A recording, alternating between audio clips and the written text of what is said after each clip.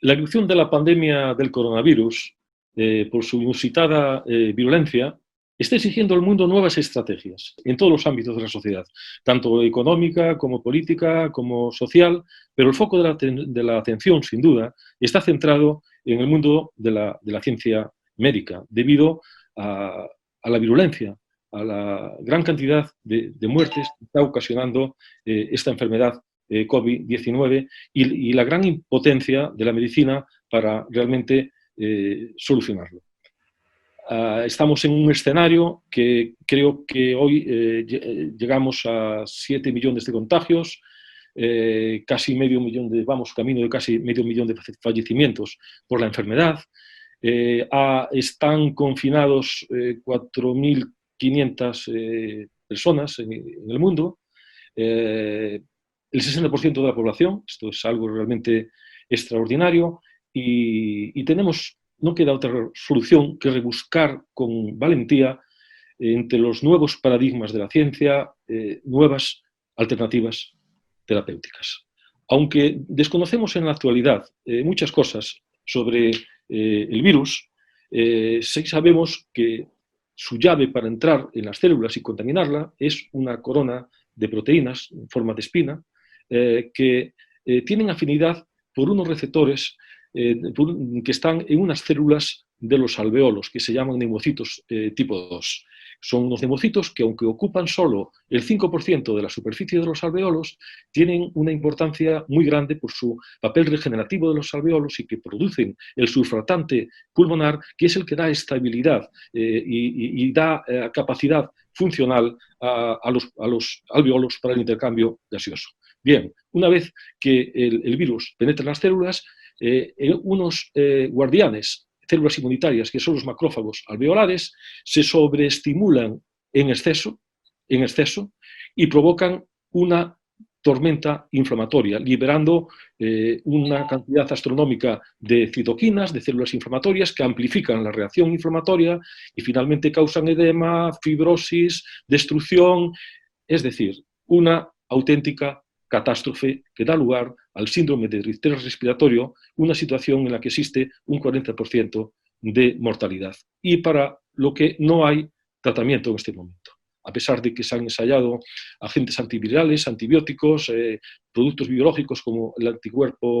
anticuerpos contra la interleuquina 6 o plasma de pacientes convalecientes, en la actualidad pues no son muy convincentes los resultados de esos tratamientos. Aunque se están ensayando, se están fabricando en el mundo más de 100 vacunas, pues necesitan todavía que demostrar su eficacia en ensayos clínicos, cosa que ocurrirá pues probablemente el año que viene, según los expertos, alguna vacuna podrá a lo mejor ser algo efectiva. Pero esta situación aparentemente tan dramática no es en absoluto nueva para muchísimos millones de pacientes en el mundo, en la historia de la humanidad. Es una situación que es, en cierto modo, común a muchas enfermedades muy frecuentes, como la diabetes, enfermedades autoinmunes, enfermedades degenerativas, que tienen todas ellas un denominador común, y es que existe una inflamación que no se puede controlar, que da lugar a una pérdida de tejido. Y un infarto de miocardio, por ejemplo, pues casi es peor la inflamación que viene después de una necrosis de una parte del corazón, que más destructiva que la propia isquemia. Y es que nosotros tenemos una capacidad regenerativa limitada. Por ejemplo, los anfibios son capaces, una salamandra, por ejemplo, se le amputa un miembro y es capaz de regenerar el miembro con todas sus articulaciones. Nosotros tenemos una capacidad limitada y reaccionamos fundamentalmente formando una cicatriz, que es un tejido amorfo, un tejido que no funciona. Y eso, cuando ocurre en un órgano importante, pues las consecuencias son realmente dramáticas. De tal manera que muchas de estas enfermedades que van a padecer el 40% de nuestra población se denominan huérfanas porque no tienen realmente un tratamiento curativo. La esperanza de muchos está puesta en un tipo de células denominadas células madre, que podemos decir que tienen 3 características básicas, que se dividen muchísimas veces, que pueden dar lugar a diferentes tipos de células y que tienen un enorme poder antiinflamatorio y regenerativo. Prueba de la importancia que se les da a este tipo de células en la actualidad, el año pasado estaban registrados en el mundo 5.500 ensayos clínicos basados en la utilización de estas células, lo que demuestra un esfuerzo enorme de los países y de las instituciones desde el punto de vista económico y tecnológico. Simplemente para situarnos en el escenario del que voy a hablar, vamos a mencionar que hay, podemos decir que 4 tipos principales de células madre. Unas son las embrionarias. A los 3 días de formarse un embrión se produce en lo que se llama la fase de módula una masa de células que al cabo de 9 meses y medio van a dar lugar a un individuo completo con nada menos que 2 billones y medio de células al nacimiento y con 240 tipos de células diferentes. Una auténtica maravilla de la naturaleza que todavía no tenemos una explicación científica completa. Este tipo de células son extraordinarias, tienen una capacidad proliferativa inmensa, pero tienen problemas, y es que pueden provocar rechazos, pueden provocar tumores y existen problemas éticos en cuanto a su utilización por amplios sectores de nuestra sociedad. Para solventar este problema se creó un tipo nuevo de células denominadas por técnica de transferencia nuclear, que consiste en a un óvulo se le retira todo su material, se le introduce el de un individuo y a partir de ahí se forma un embrión y así es, por ejemplo, como se creó la famosa oveja Dolly, que por cierto nació con artrosis, envejecida y murió prematuramente. No se trataría de conseguir un individuo clónico, sino que en esa fase embrionaria obtener células para realizar tratamientos curativos. Pero esta es una técnica muy difícil desde el punto de vista técnico y económicamente muy costosa, difícil de realmente aplicar y generalizar. Además, el año pasado se ha logrado clonar un chimpancé, que es un animal ya muy cercano al humano, y eso pues, realmente provoca pues, ciertos conflictos éticos en amplios sectores de nuestra sociedad. En el año 2009, Gurdon y Yamanaka recibieron el premio Nobel por la creación de un nuevo tipo de células, denominadas células pluripotenciales inducidas o IPS, que consiste en que a unas células normales, como pueden ser, por ejemplo, unos fibroblastos, se le administran 3 o 4 genes y a partir de ahí se convierten en embrionarias, se forman un embrión y se obtienen células para usos terapéuticos.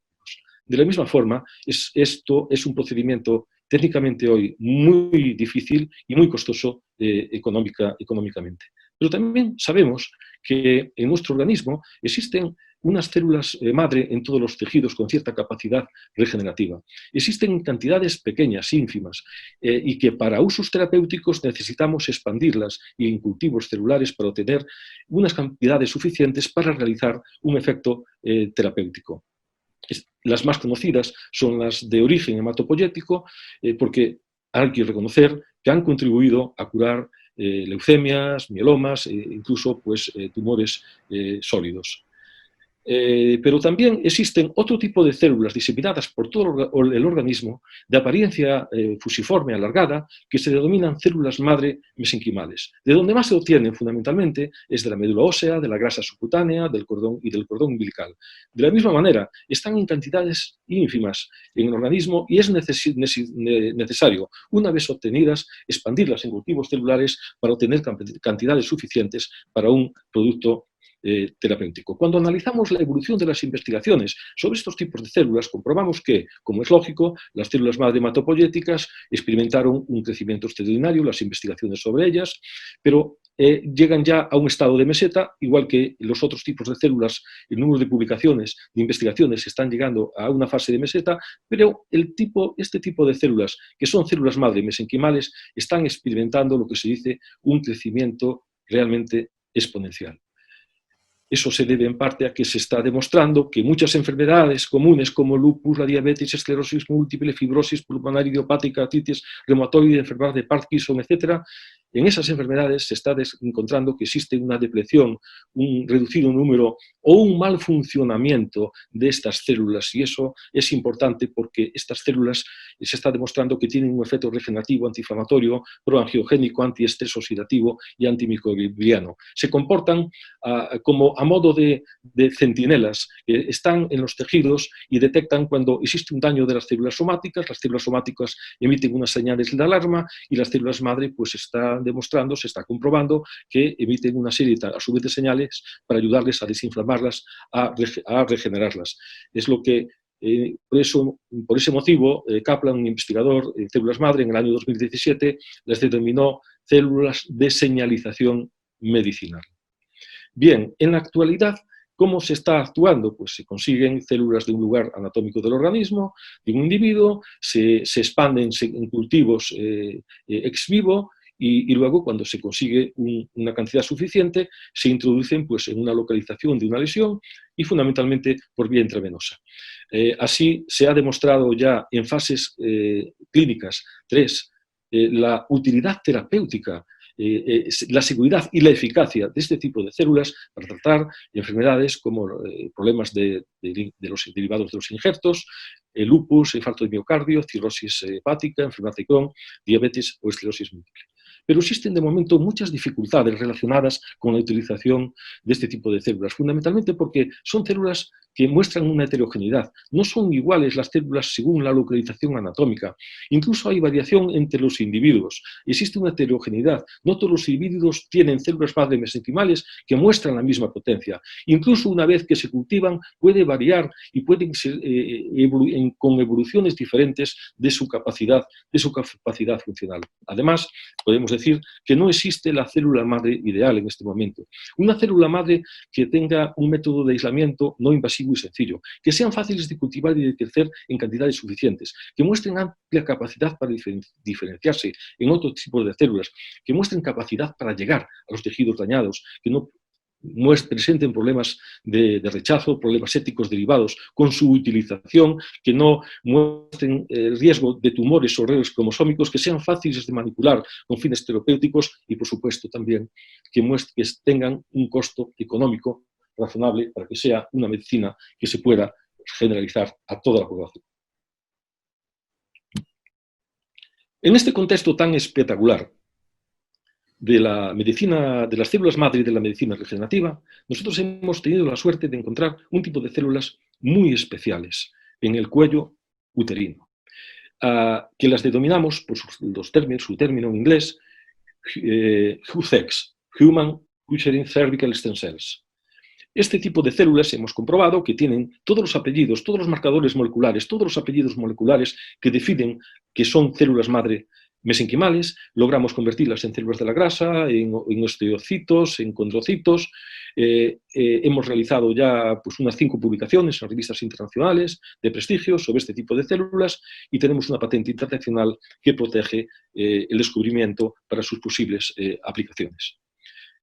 Ya de partida, estas células tienen un interés muy especial y es su alta tasa proliferativa, comparado, por ejemplo, con las células madre de la grasa, que son las más utilizadas en este momento en los ensayos clínicos. Nuestras células, en cambio, pues crecen de una manera casi exponencial, lo que nos ha permitido obtener gran cantidad de ellas y nos ha permitido, por tanto, realizar muchos experimentos, algunos de los cuales voy a mostrar esta tarde, y también eso es muy importante de cara a posibles usos terapéuticos en el futuro. Pero hay una innovación más de nuestras investigaciones, y es que se sabe que las células madre, una vez administradas a un organismo, por ejemplo, por vía intravenosa,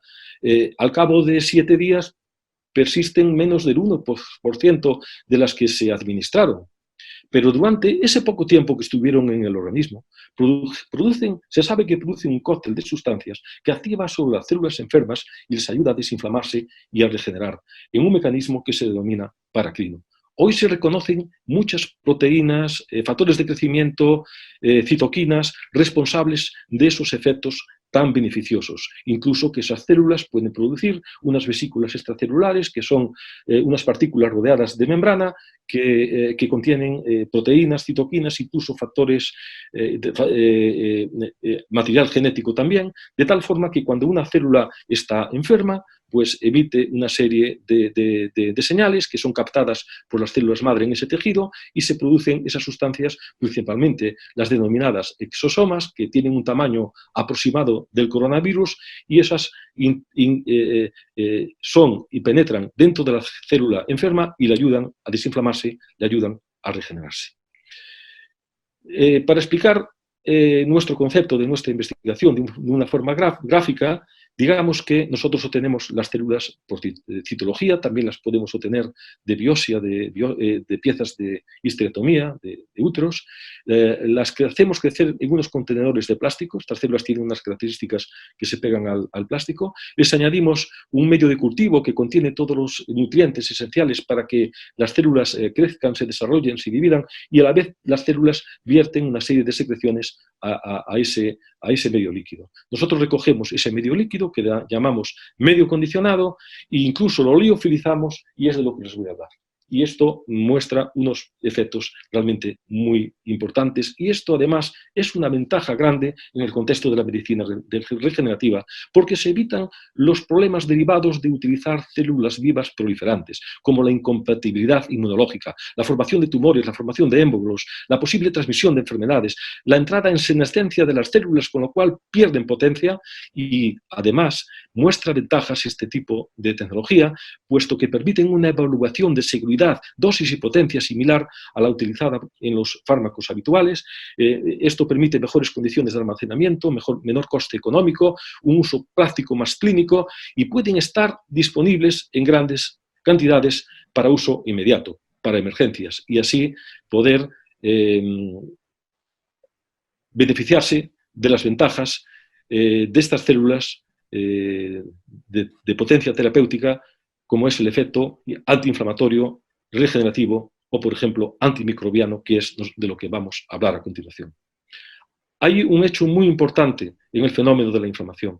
y es que una célula del torrente sanguíneo, como pueden ser los monocitos, células inflamatorias, que no están activadas, pues en contacto con un microorganismo o una enfermedad autoinmune, se activan y se convierten en un tipo de células que se denominan macrófagos, que son células responsables de esa tormenta inflamatoria que nosotros decíamos de la COVID-19, que son células muy agresivas, que producen muchas citoquinas, una tormenta inflamatoria con poder destructivo. Pues bien, en nuestro laboratorio, nosotros cuando estimulamos a los monocitos con una sustancia llamada concavalina, vemos cómo se transforman en macrófagos, pero con el medio condicionado, esa transformación en macrófagos se refrena mucho más que el medio condicionado, el secretoma, por ejemplo, de las células madre de la grasa. Y incluso una vez que ya están convertidas estas células en macrófagos, lo que hace este producto es revertir el fenotipo, hacer que de ese fenotipo macrofágico peligroso se convierta otra vez en un fenotipo de célula inflamatoria no sobreactivado, como podemos ver en los resultados de este experimento. Después de este experimento y otros más que mostraron el poder antiinflamatorio de estas células, es cuando decidimos pasar a la investigación in vivo, es decir, en animales. Y comenzamos haciéndolo sobre un modelo experimental de ojo rojo, que es una inflamación del globo ocular que ocurre en pacientes afectos de enfermedades autoinmunes frecuentemente, que es causa de visión borrosa, incluso puede causar ceguera. Pues nosotros provocamos esta enfermedad, este proceso, en ratones, administrando en la patita de la rata, en la almohadilla de la patita de la rata,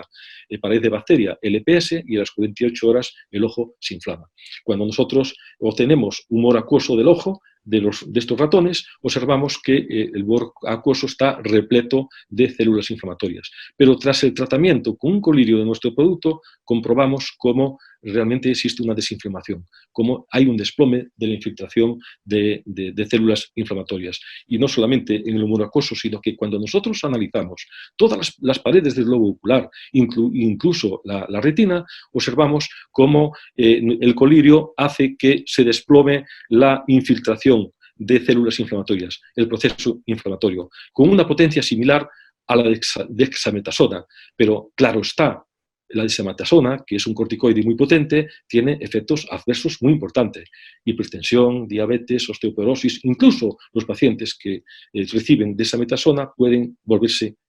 agresivos. Además, hay algo extraordinario que nosotros hemos comprobado, y es que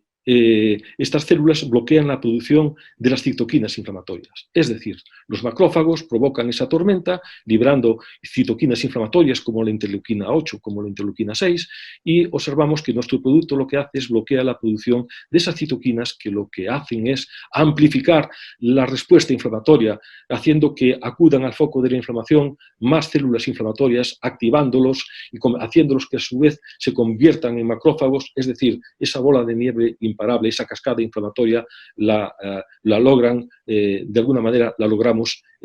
bloquear. Y fundamentalmente la interleuquina 6, que es, hoy la prensa pues, anuncia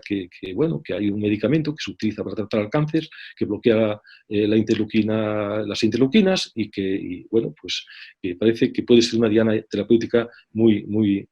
importante. De hecho, incluso en la enfermedad de COVID se ha demostrado que es un factor pronóstico. Los pacientes que tienen muy elevada la interleuquina 6 tienen peor pronóstico y más riesgo de fallecer a consecuencia de la enfermedad. Bien, tras comprobar el potente efecto inflamatorio de este producto obtenido de las células madre, entonces decidimos investigar también si tenía poder regenerativo, porque es importante no solamente desinflamar, sino regenerar para eliminar ese daño causado en el organismo por muchas enfermedades. Y para ello utilizamos un modelo que es el modelo denominado del ojo seco, que padecen en España pues, cerca de 2 millones de personas, en Europa están afectadas 20 millones de personas, el ojo no produce lágrimas, se reseca, se producen úlceras, y donde hay una úlcera hay una cicatriz, y la córnea pierde nitidez, incluso es una causa de ceguera y no tiene en este momento una solución fácil. Nosotros hemos realizado investigaciones en ratones, en ratas y también en conejos y hemos provocado úlceras en la córnea, que aquí se observan teñidas con fluoresceína de color verde, y cuando administramos nuestras gotas en colirio vemos que la úlcera cierra. Pero lo más sorprendente es cuando examinamos las córneas a microscopio y observamos una regeneración completa de la córnea, mucho más lograda que cuando utilizamos las gotas oftalmológicas que se utilizan de rutina para tratar el síndrome del ojo seco. Y esto no es una pócima mágica. Nosotros cuando analizamos el contenido de ciertas sustancias del medio condicionado, del secretoma, de las QCEX, comprobamos que tienen cantidades astronómicas de factores de reconocido efecto regenerativo, de factores de crecimiento y también, por ejemplo, de los inhibidores de las metaloproteasas 1 y 2, que se sabe que tienen un reconocido efecto regenerativo, y observamos que contiene cantidades astronómicas de este producto tan interesante, y que cuando bloqueamos estas dos proteínas, el TIN1 y el TIN2, revertimos en cierto grado esa capacidad regenerativa de este producto tan especial. Podemos decir que en este momento la investigación que tenemos más avanzada es esta para el síndrome del ojo seco. Estamos en fase ya de diseñar un ensayo clínico, estamos produciendo ya con los trámites y el diseño y la producción en sala blanca de un colirio para tratamiento de pacientes en el contexto de un ensayo clínico, pero seguimos investigando y seguimos avanzando en otras enfermedades como la colitis y también para luchar contra el problema de las infecciones. En 1945, cuando Fleming recogió el premio Nobel, dijo algo que la gente en aquel momento no entendió bien. Dijo que la humanidad iba a tener un problema por la resistencia, por el mal uso de los antibióticos y la resistencia, por tanto, a los antibióticos. Hoy los epidemiólogos reconocen que eso es una realidad que se nos viene encima, que en el año 2030 van a existir en el mundo entre 11 y 13 millones de fallecimientos a causa de la resistencia a los antibióticos. Una auténtica peste del siglo XXI. Y nos están apareciendo 9 nuevos antibióticos. Y existen 9 tipos de cepas de bacterias que se están haciendo especialmente resistentes a los antibióticos. Una de ellas es el Escherichia coli. Nuestro producto, nosotros demostramos que frena el crecimiento de la Escherichia coli. Esta es una esperanza realmente muy importante. Y además que cuando analizamos el secretoma de las células, observamos que contiene gran cantidad de quimoquinas de efecto antiinflamatorio, incluso también antiviral. Otro problema que tiene la humanidad son las infecciones por los hongos. Los hongos llevan millones de años viviendo en la Tierra antes que nosotros y tienen muchos mecanismos de defensa y es muy difícil luchar contra ellos. Incluso utilizamos medicamentos que son casi como quimioterápicos, medicamentos que son tóxicos, que causan muchos efectos adversos y aún así son en muchos casos resistentes a este tipo de tratamientos, como por ejemplo la Cándida glablata, que es muy resistente a los tratamientos existentes. Pues bien, observamos como en una placa de cultivo la Cándida glablata crece pues, muy fácilmente, pero cuando administramos nuestro producto apenas es detectable. Esto realmente es un avance muy importante para el mundo del tratamiento de las enfermedades. Y nos preguntamos, ¿por qué estos efectos tan especiales de este tipo de células? Probablemente tiene que ver el lugar anatómico donde están localizadas estas células, en el cuello uterino,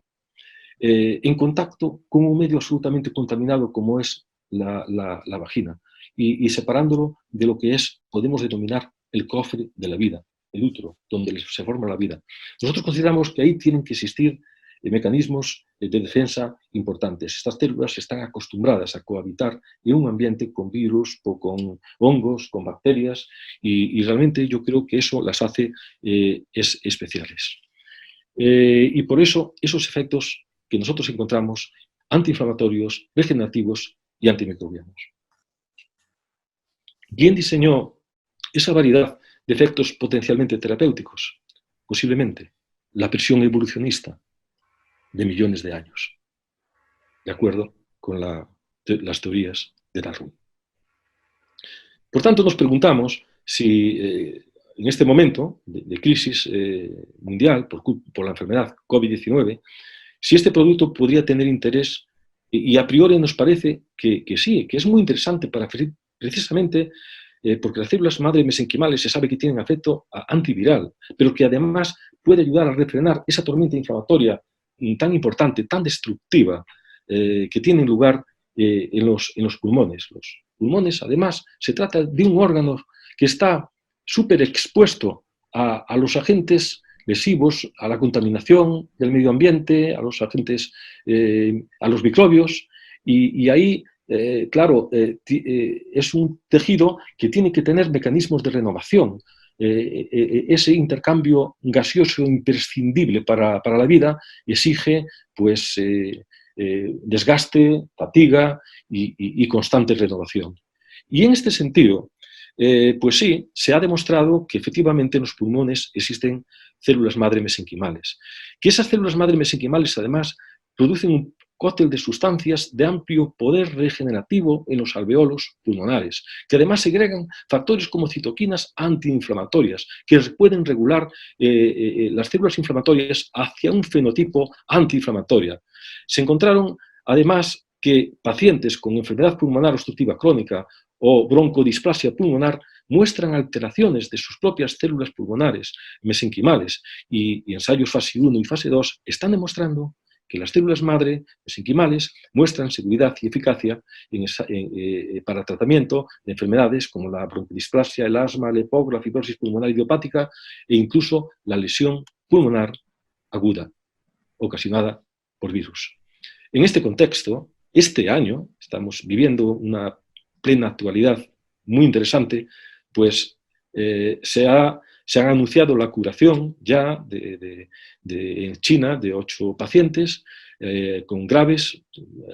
con neumonía grave por COVID-19 mediante la administración intravenosa de células madres derivadas del cordón umbilical mesenquimales o de la médula ósea. Existen además 29 ensayos clínicos en marcha en el mundo, y hace pues, un par de semanas la empresa israelí Pluristen, que trabaja con secretoma, con células madre de la placenta, donde las Fuerzas Armadas, creo que de ese país, invirtieron 150 millones de euros para producir un producto de secretoma y tenerlo disponible con carácter de urgencia, pues incluso el Banco de Inversiones Europeo, que depende de la Unión Europea, pues acaba de concederles una inversión de 54 millones de euros para avanzar en sus investigaciones. Además, en el contexto del secretoma, pues se acaba de publicar un trabajo de un ensayo los resultados de un ensayo fase 1-2 en 24 pacientes afectos de COVID-19, donde se muestra la seguridad y eficacia de los exosomas derivados de la médula ósea de células madre mesenquimales para tratar la enfermedad. Y en este momento, además, hay otros 2 más ensayos clínicos con exosomas de las células madre para tratar pacientes con COVID-19. Por tanto, nosotros nos preguntamos si esta tecnología que nosotros estamos desarrollando y que consideramos que fuimos de los pioneros en el mundo, hay otros grupos que están trabajando también con secretoma, pues puede ser útil para tratar la enfermedad del COVID-19. Entonces, nosotros hemos hecho estamos haciendo los ensayos in vitro y con resultados realmente interesantes. Hemos cultivado macrófagos alveolares de rata, en cierto modo similares a los humanos, los hemos inflamado con LPS, de pared bacteriana, y lógicamente pues, se disparan citoquinas inflamatorias como el TNF-alfa, la interleuquina 1, la interleuquina 6, que están elevadísimas en la enfermedad en los pacientes graves con COVID-19, pero con nuestro producto la producción de esas citoquinas se desploma, disminuye de forma extraordinaria. Y por el contrario, interleuquinas como la interleuquina 10, que es todo lo contrario, es antiinflamatoria, aumenta la producción con nuestro secretoma, nuestro producto. Eso nos hace considerar que nuestro producto puede ser muy interesante para curar enfermedades pulmonares graves como la ocasionada por el COVID-19. Estamos en este momento ya diseñando el estudio de experimentación en ratones para tratar con un modelo de lesión pulmonar similar al causado por el COVID-19, pero nosotros tenemos que seguir avanzando en la investigación en general para que este posible tratamiento pueda ser aplicable al máximo número de pacientes posibles. En la actualidad nosotros hemos cultivado las células en contenedores de 70 centímetros cuadrados, que tienen, en este contenedor, por ejemplo, que tiene 70 centímetros cuadrados, pues aquí, aunque no lo parezca, hay entre 9 y 11 millones de células. Hay que ver que un tratamiento de un paciente pues, se suele administrar 1 millón de células madre mesenquimales por kilogramo de peso. Y entonces nosotros necesitamos producir mucha cantidad. Tenemos una ventaja muy importante y es la enorme capacidad replicativa de este tipo de células madre que nosotros hemos identificado. Una vez que conseguimos rellenar un contenedor de 70 centímetros cuadrados, a partir de ahí podemos decir, utilizando un símil que es como la multiplicación bíblica de los panes y de los peces. Cada 48-72 horas pues podemos, pero para producir la cantidad suficiente de células o secretoma para tratar a 140 pacientes en un ensayo clínico necesitaríamos 2.400 envases de este tipo, flashes que se denominan, lo cual es costosísimo. Tendríamos que utilizar 36 incubadores de 160 litros y 9 personas trabajando a tiempo completo. En este momento estamos ya diseñando, hemos hecho un esfuerzo grande utilizando contenedores mucho más grandes, incluso de 5 pisos, y vemos que nuestras células crecen de forma adecuada. Pero estamos haciendo un esfuerzo mayor. Viendo la necesidad de este tipo de productos para el futuro, nosotros estamos ya investigando para pasar de los cultivos 2D, que son los flashes clásicos donde se cultivan las células, a cultivarlas en 3 dimensiones, utilizando nanocarries, como por ejemplo mallas de colágeno, donde las células crecen de forma tridimensional. Por tanto, esto es muy importante porque los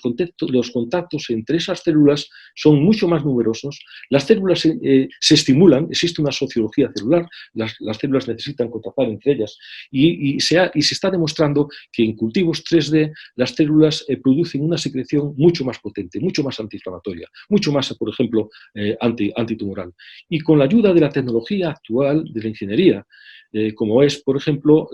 la posibilidad de bioincubadores, aparatos que pueden, pues, como este, que son de 2 litros, donde el medio de cultivo se inyecta, se controla, una torre de control,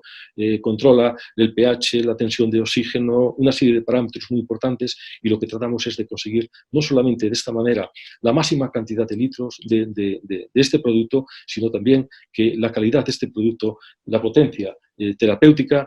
sea mucho mayor. Y esto nos permite escalar y llegar incluso, pues, a los contenedores, hasta que los hay de 100 litros, y con una torre de control que controla al detalle, al milímetro, todas las capacidades de producción. En definitiva,